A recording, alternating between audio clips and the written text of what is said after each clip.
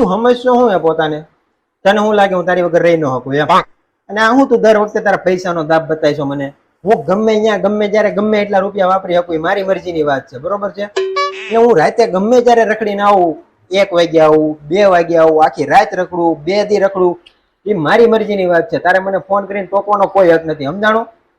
અને હા, તું ખાવાનું બનાવીશો તને ખબર છે કેવું છે? મોઢામાં ન કરે એવું ખાવાનું બનાવીશો, પોતાને મોટી શેફ સમજશો. તારે હવે ખાવાનું બનાવવું હોય ને તો તારી હાટું જ બનાવજે, તું ખાઈજે. મારી હાટું છે ને બહારથી ઓર્ડર કરી દેજે. હા એમ? હા. પછી હું એટલું બધું બોલે તો ખાય જ ને એની પત્નીનો માર.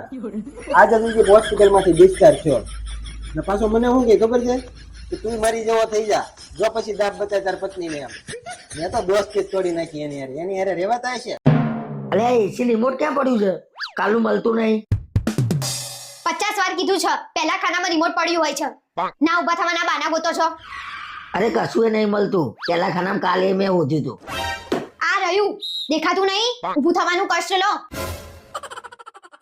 અરે મારા બાઇક ની ચાવી ક્યાં છે? દેખાતી નહીં, ઓધી ઓધીને થાકી ગયો.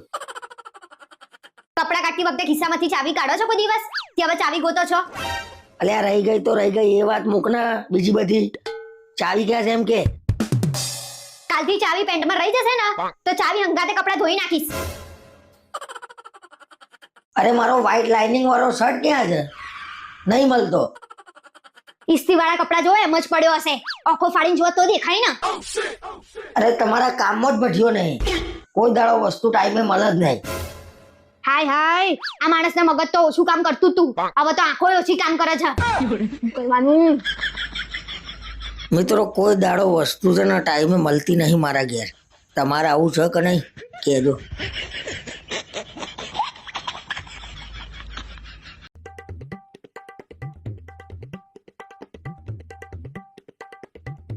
તમે શું આખો દિવસ પૈસા પૈસા કરીને દોડ કરો છો?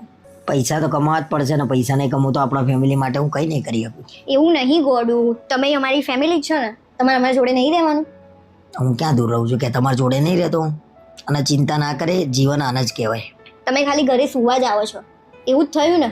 તમે તમારું તો થોડું વિચારો. જો હું મારા પોતાનું વિચારીશ તો પછી ફેમિલીનું કોણ વિચારશે?